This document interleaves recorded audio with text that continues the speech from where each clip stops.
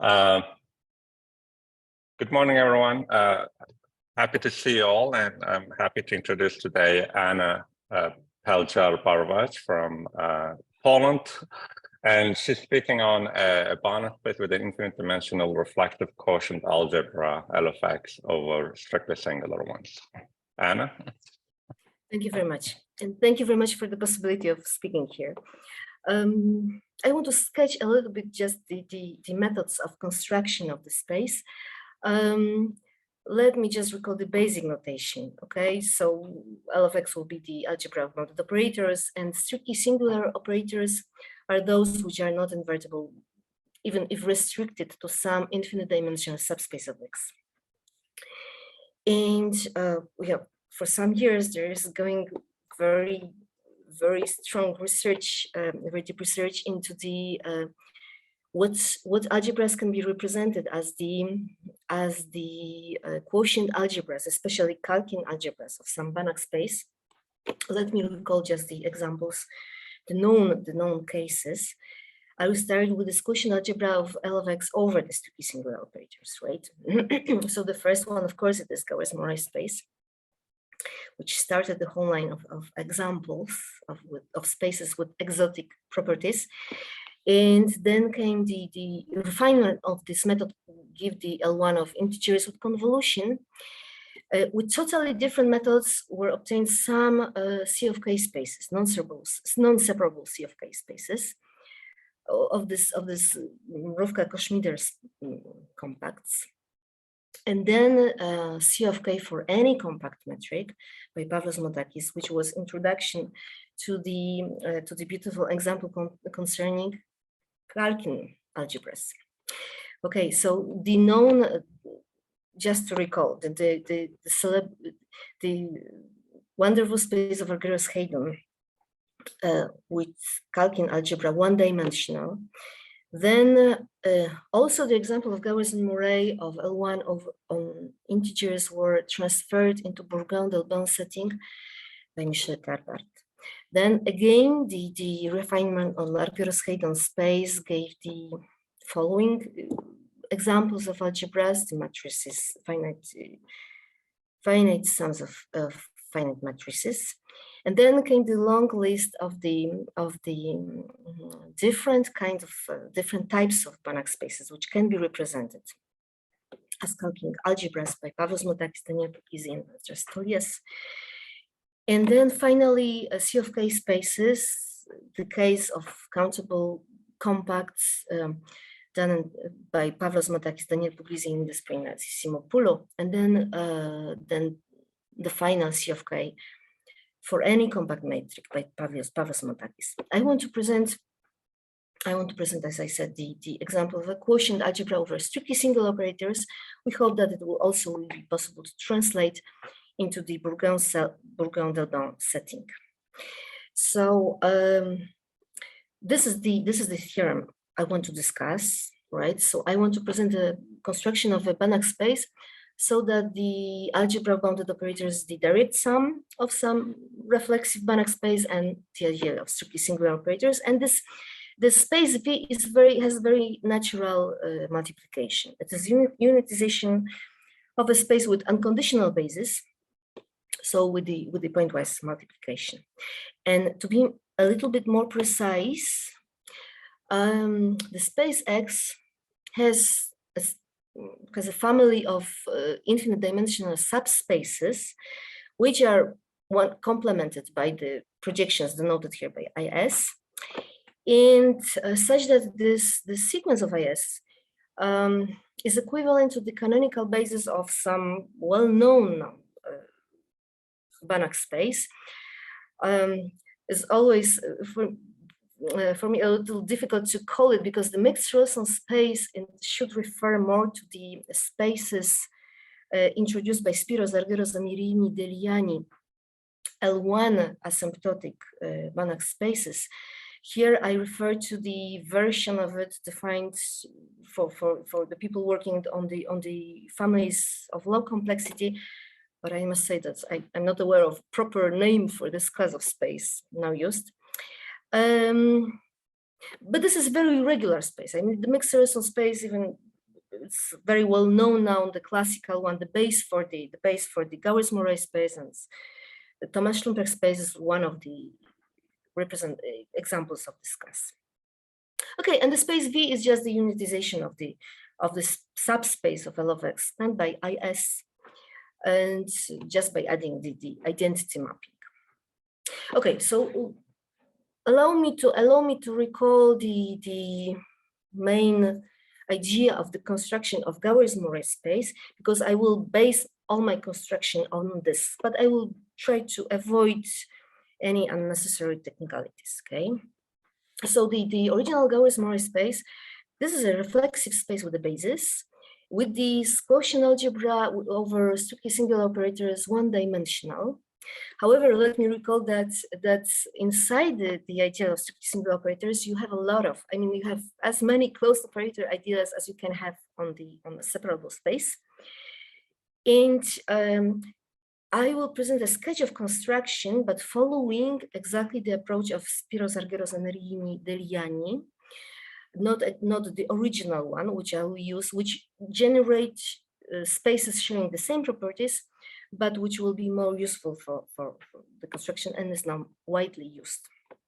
Okay, so I will define the norm on C00 by defining the norming set.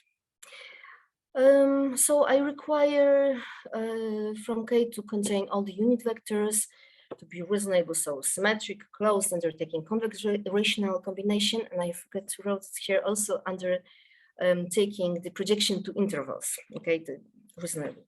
And then comes the important part. The set K must be closed under taking weighted averages, okay, which are formulated in terms of these sequences of integers mj and j, okay.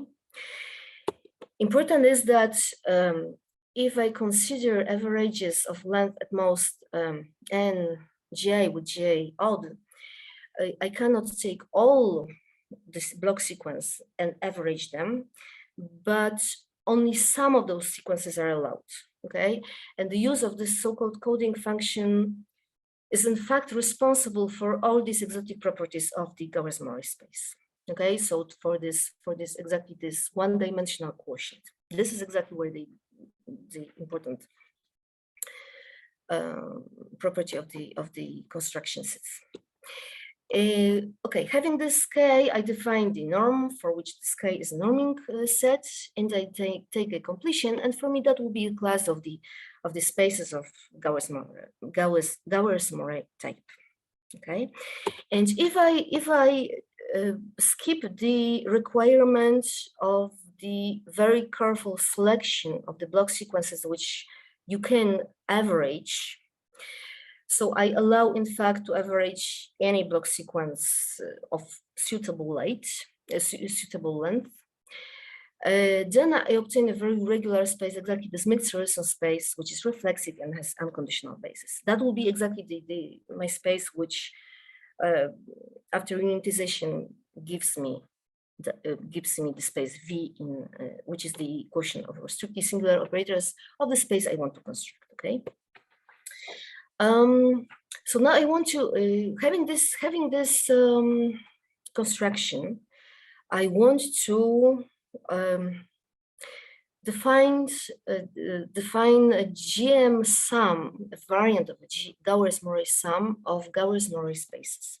That would be one of the ingredients I need for the construction of the space I talked about.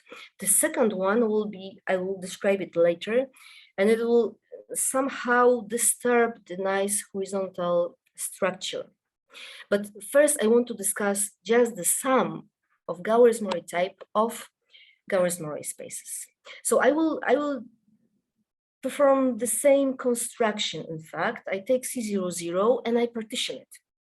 And then I will perform the Gauss-Morey construction on parts of C00, say, and then put the outer structure. Okay, to be more precise, I partition C00, right? I take the coordinate projections.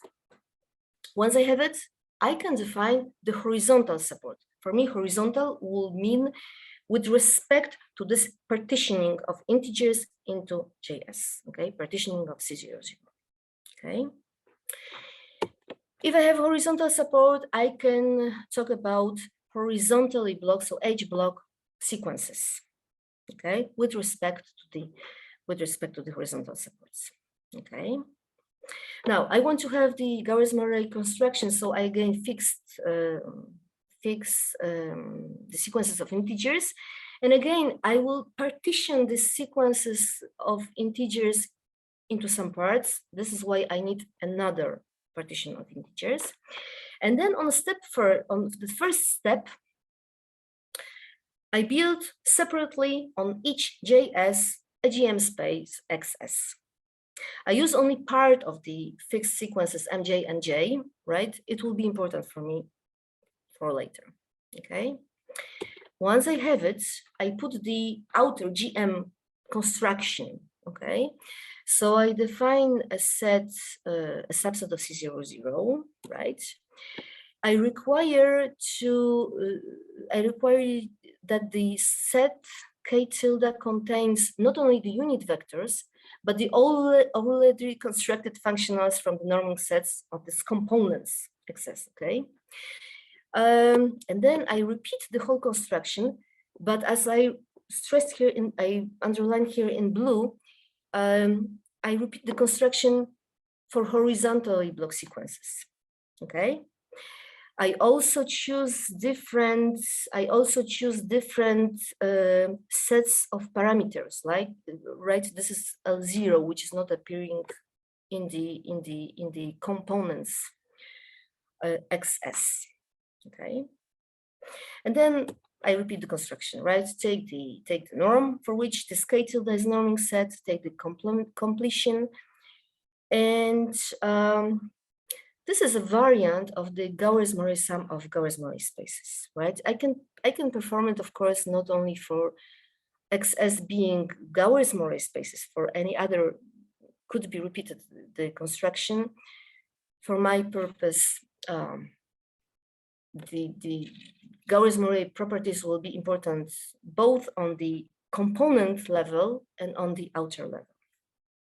And I want to stress one fact that, as I wrote here at the bottom of the page, that it is not the. This is why I put the quotation mark here on the title.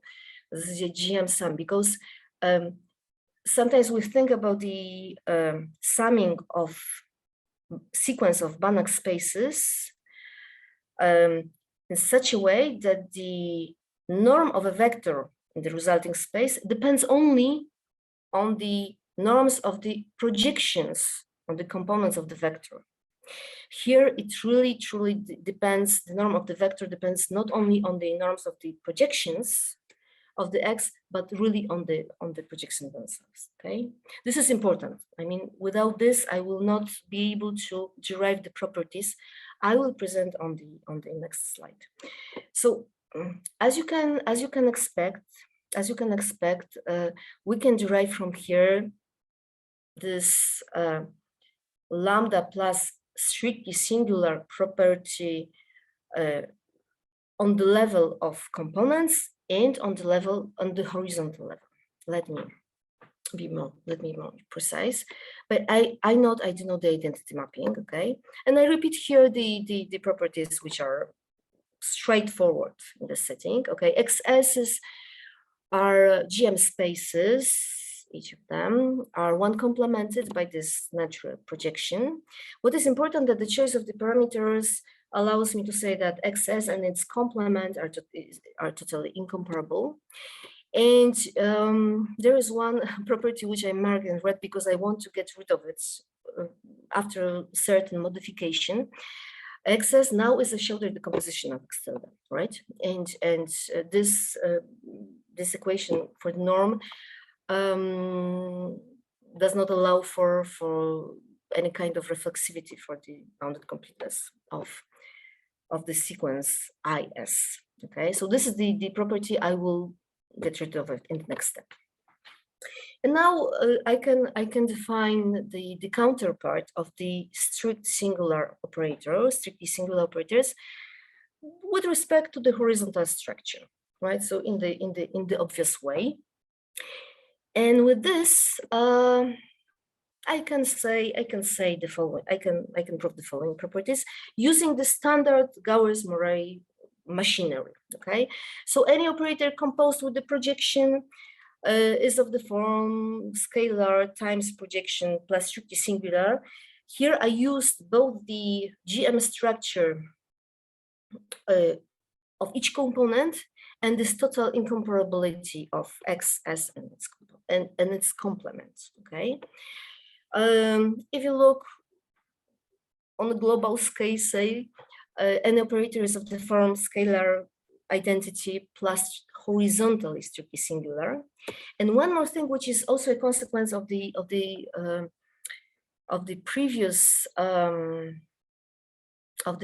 properties, but not only, it is also a consequence of the, say, horizontal hereditary indecomposability of X tilde, which I'm not going to talk about in detail here, that you can characterize the strictly singular operators only by its behavior, the behavior of its composition with the projections. Okay, that will be very useful later on.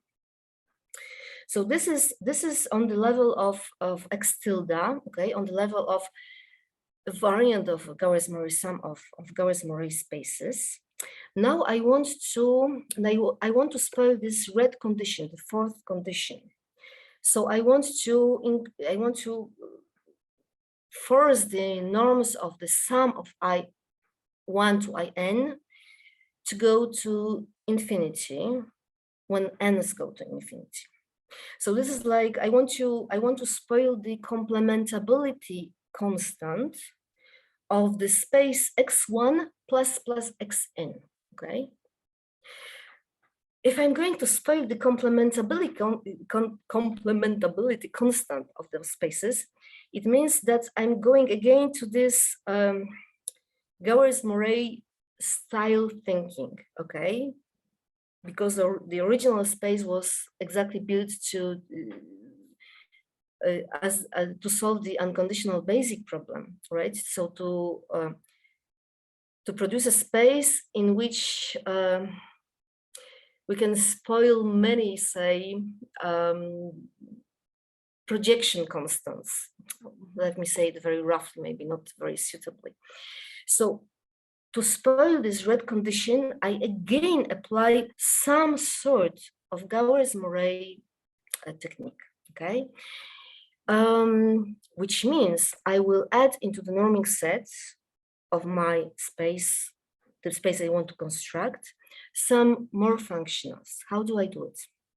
So this is the second ingredient of the construction. The ingredient which acts anti-horizontal. Okay, so I start with the same construction with the same step as for X tilde. So I build on each JS. I build separately a GM space XS. Okay. And then this is the step I'm adding. So I'm adding to the norming set. I have here a set G. I'm adding to the norming set some C0 sums, okay, of block sequences of functionals. They are very delicately chosen, okay? I have another coding function which will make the block sequences which are allowed to be summed up in C0 way very sparse, but again, rich enough to ensure the properties I want. So they are very, very delicately chosen, but the important property here is this one here. Okay, I hope you see my cursor.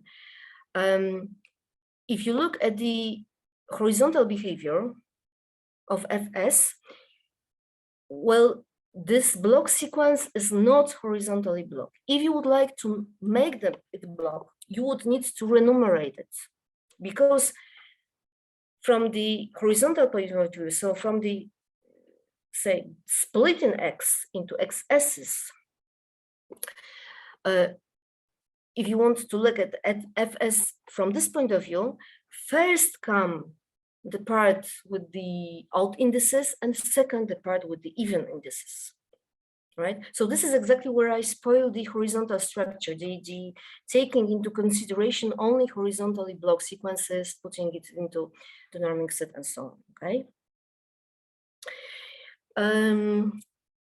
Insisting that the same coefficients must appear for pairs of functionals will give me tools to spoil the complementability constant of these spaces x1 to xn, okay? So this is like a part, say, of Gowers-Murray construction, or Gowers-Murray flavor for people who work there more, which will allow me to increase this projection constant, this norm of the sum of I1 to In, okay? And not only this. Okay, once I have this, I repeat the step 3, just.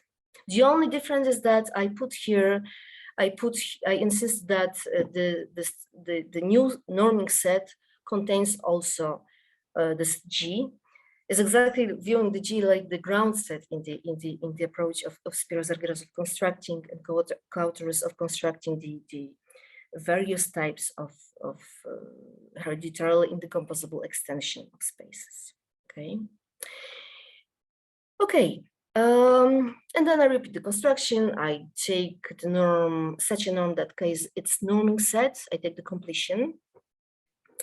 And this is exactly the space I want. Okay, I will describe how it works in a moment.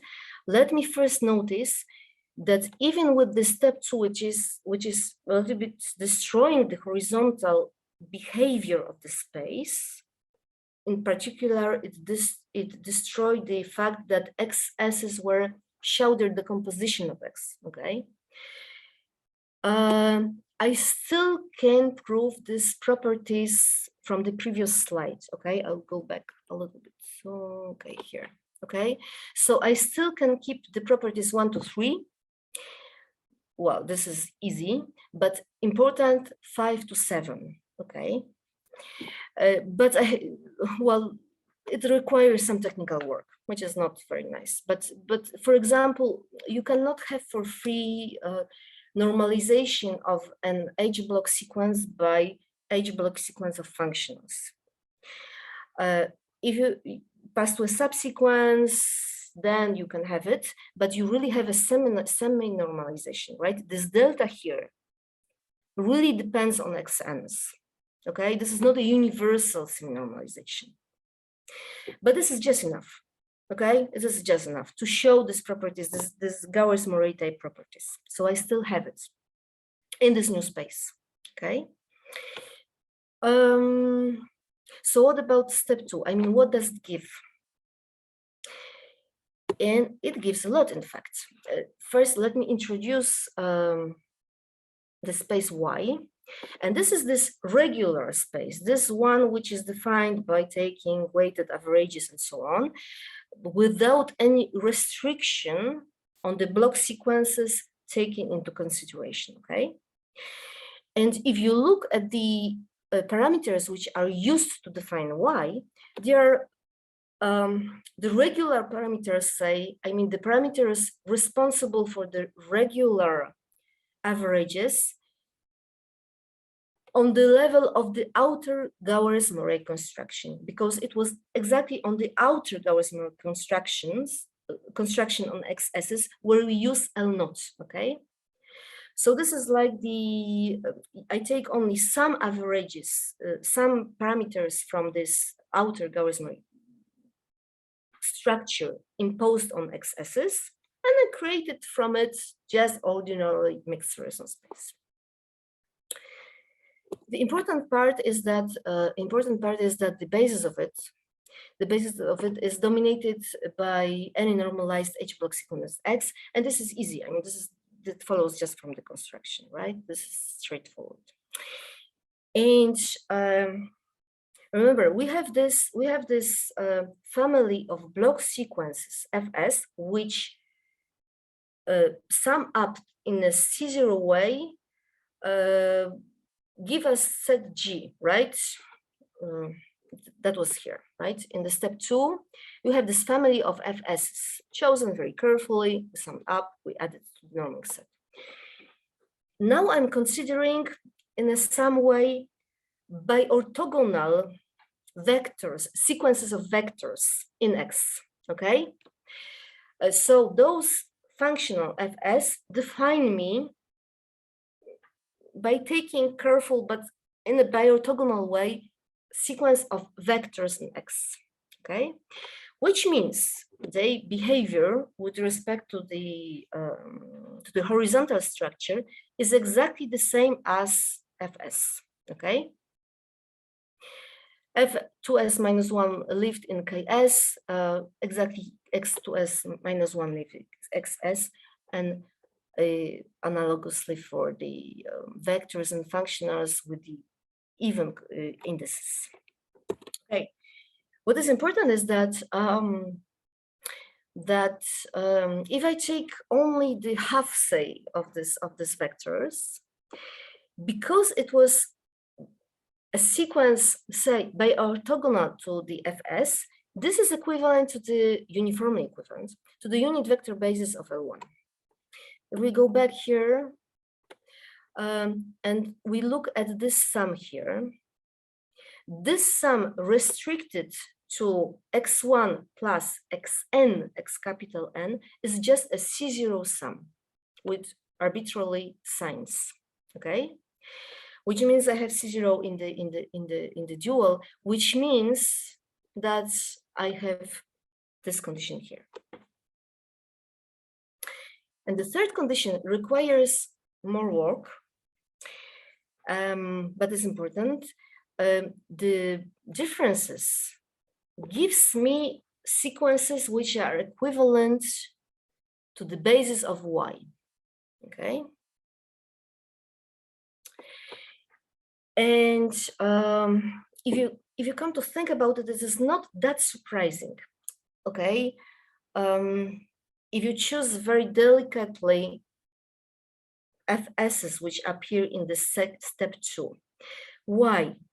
Because if you think what kind of operations appear in the norming set, you have the C0 sums, you have the weighted averages. The weighted averages could be chosen by these odd indices, and they are very special then. They're chosen by this coding function, and whatever it means they are very sparse. And you have regular weighted averages, which are put into Y. So I'm saying that those differences are normalized only by functionals coming from the regular averages, okay? This is achieved by a very careful choice of the irregular averages, which simply missed this kind of vectors. It requires some machinery, but this is not that surprising. I mean, in this scheme, it comes a little bit more natural. But you need all those GM techniques. You need this delicate choice of functionals and of vectors. I hope I didn't made it too messy. My point was that you can achieve it. You can achieve it just with the ordinary tools, and it's not that surprising. Okay. And once you have it, just one more notation, okay? I mean, if I have a sequence in this rich collection of finite block sequences, okay? I'm also not precising what rich means. I will explain why I need it in a moment, but I will not also define it precisely. If I have any sequence as in F, I will consider a finite dimensional space spanned by the differences, right? So this space is n-dimensional and is isomorphic to the n-dimensional subspace of Y, okay? By this third condition, okay? Okay, and what comes here? This eighth condition is crucial for me. What it's saying, in fact, is that if you take any finite linear combination of I1 to Yn, it achieves its norm. It achieves its norm up to multiplying by some constant, universal constant, on EXR. Okay, it means just this. So you really can trace, you can localize the the set where you can really find vectors on which linear combination of IS achieve it norm up to multiplication to a constant, but this is a lot. Okay, so that's the point of this whole. This is the place where really this collection of finite normalized block sequences work. And what you need for this is only this domination of the basis of Y by any block sequences X, even less, but again, I'm not going to more. And you need this third condition, first and third condition of the block sequences F, okay? You don't need anything else for this eighth property. Only this, okay? So this is kind of universal and it's simple. I wrote here L1, okay? I wrote here L1 because I know that because of the second condition here for the elements of F, I know that IS applied on AXR will get into L1, okay? So this is not very precise because again, it is not precisely L1N, but isomorphic copy of L1N, but allow me to write it so, okay? So this is the whole point of introducing those finite block sequences, which are provided by the zero sums of finite block sequences of functionals in step 2. And from this, I can first derive this condition here. This is more or less straightforward because of this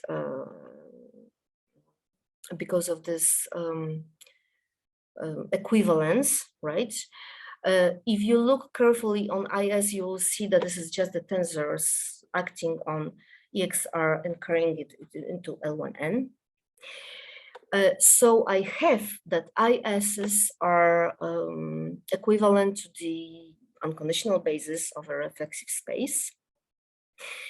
And note that, in fact, to obtain 8 and 9, well, to obtain 9, it will be sufficient to take for any n just one sequence x1 to x2n, okay?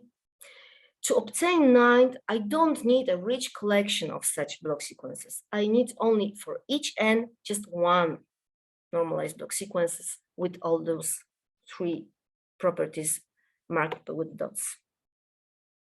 But I need more. I need not only that IS is equivalent to the basis of the dual to Y, but even if perturbed with some strictly single operators have the same norm, well, up to a constant, okay? And exactly in this 10th property, I need the collection of this finite normalized block sequences on which I can test the norm of ISs to be rich, okay? Because I have to be able to deal with strictly singular perturbation, okay? So this is why the rich comes out here. Rich in a sense, in the saturating sense.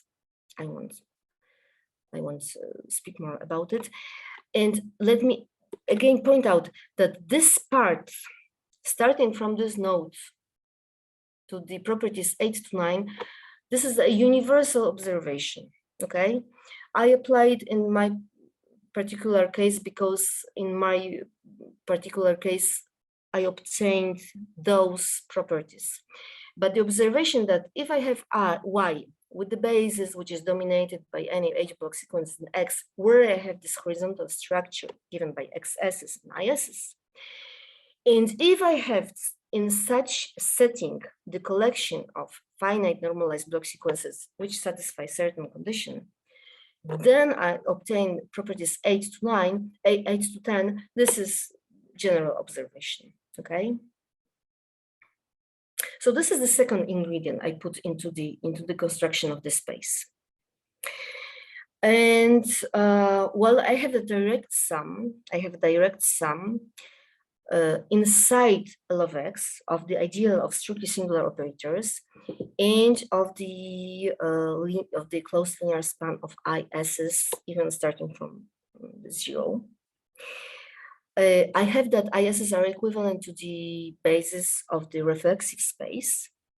What I need is that the direct sum of the ideal of strictly singular operators and this space spanned by IS gives me the whole space, okay? And for this, in fact, I need both ingredients which worked very nice together, very nice together. Let me just sketch how it looks like, okay? So I know that I have a direct sum, okay? So I only want to say that this sum fills up whole L of X, okay? So I take any operator on X, okay? I know that it can be represented as the scalar times identity plus horizontally strictly singular operator, okay? Then I have further splitting, well, further representation of S, okay? For any little s, I have representation of S composed with the projection. That was again the GM property given by the GM construction on components and the total incomparability inside the space, okay? What next? This AS must tend to 0, okay? And this is because of the horizontal strict singularity of the capital S, and this is easy.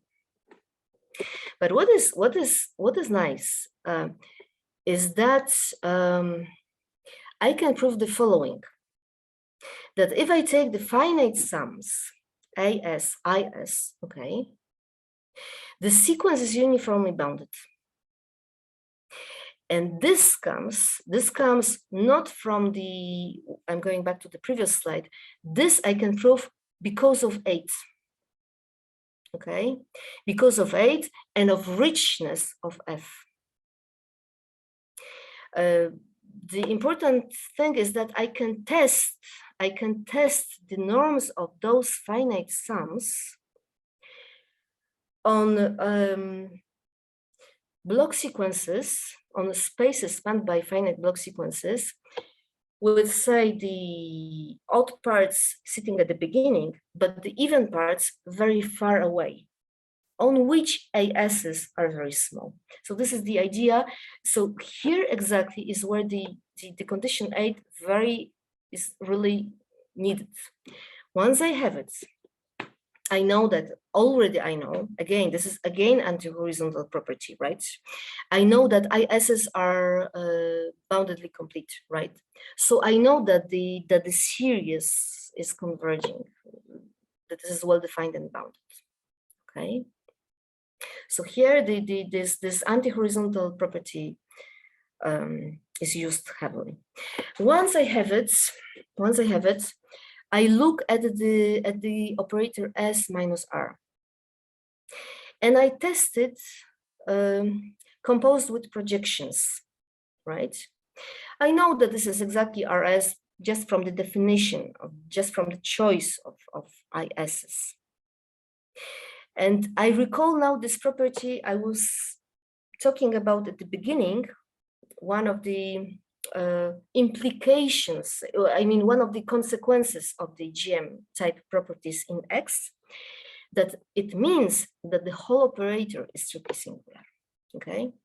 So this is again on the level of GM properties. This, in fact, not only the scalar times identity plus strictly singular property, but again on the level of the, say, horizontal hereditary indecomposability of X. Okay. Once I have it, I'm done. Okay, because I write T as the A naught times identity. I decompose S as here, and I end up with the series IS plus operator, which I know, which I proved already that is strictly singular. And that's all. And that's all. So thank you very much for your attention. Thank you very much. Thank you so much, Anna. Are there any questions or comments? I don't have a question. I was waving. Hey, Kevin. Okay. Hi, Kevin. Good to see you.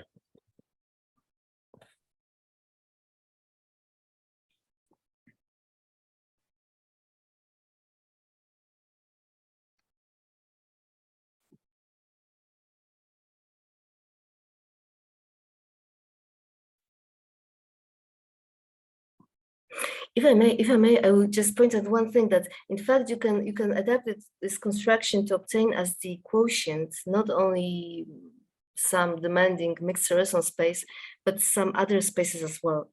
But it requires a little bit of more work with this GM structure. But still, this anti-horizontal ingredient I was talking about that is quite universal, allows you gives you some freedom to represent not only the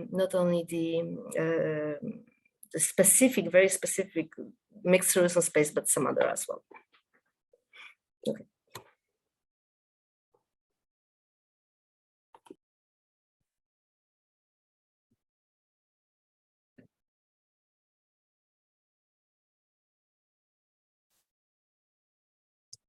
Okay, I think I don't see any other questions or comments. I'd like to thank you again for a very nice talk. Thank you very much. Hugh has a question, I think.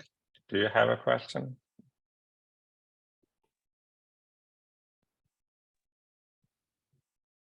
Yes, you said that Okay. you can get mixed Zerosan spaces as the quotient. Can you get little LP spaces? LP. It should be possible. It should be possible, because what you need is yeah, that was what you need is to go into this anti-horizontal ingredient, okay? And instead of Y, you have to code here LP. And in fact, with some modification, there will be no problems with this condition here. I mean, domination of LP by some by any block sequences in X. More problem will be on this level. I mean, representing LP inside the space. And but you are able to do this. I mean, I haven't written down, but it requires modification on the level of Gowers-Murray construction, withdrawing some of the averages, of the weighted averages, because they give you too much. They give you too big norm comparing to LP. But if you withdraw some of the weighted averages, you should be able to force this condition here to represent finite pieces of LP. This is the crucial point, right, for it. So I think it could be modified to obtain it with a bit more work. I mean, on this in this piece there'll be no problem, but it will require a little bit more care with the Gowers-Murray part. I mean, with taking weighted averages, not all of them say equal, but it should be possible, right? A little bit more care. Thank you.